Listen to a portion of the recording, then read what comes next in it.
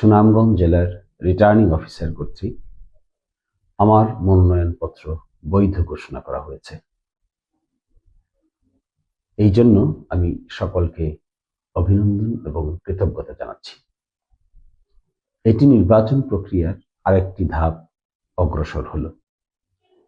আমি আপনাদের সকলকে সাথে নিয়ে নির্বাচন প্রক্রিয়ায় অংশগ্রহণ করতে চাই। দলমত নির্বিশেষে, জাতি ধর্ম বর্ণ নির্বিশেষে সকলের সম্মিলিত প্রচেষ্টায় আমরা নির্বাচন প্রক্রিয়ায় অংশগ্রহণ করে আমাদের মাতৃভূমিকে সম্মুখ দিকে অগ্রসর করতে চাই। আমার মূল উদ্দেশ্য কোনো দল কিংবা কোনো ব্যক্তি বিশেষকে প্রাধান্য দেওয়া নয়। মূল উদ্দেশ্য হলো দিরাইশাল্লাবাসীকে সাথে নিয়ে মাতৃভূমির উন্নয়নে নিরলস প্রচেষ্টা চালানো। এই যাত্রায় যেই অংশগ্রহণ করতে চান, যেভাবেই অংশগ্রহণ করতে চান, সকলকেই আমি ওয়েলকাম জানাই, সকলকেই আমি সুস্বাগত জানাই।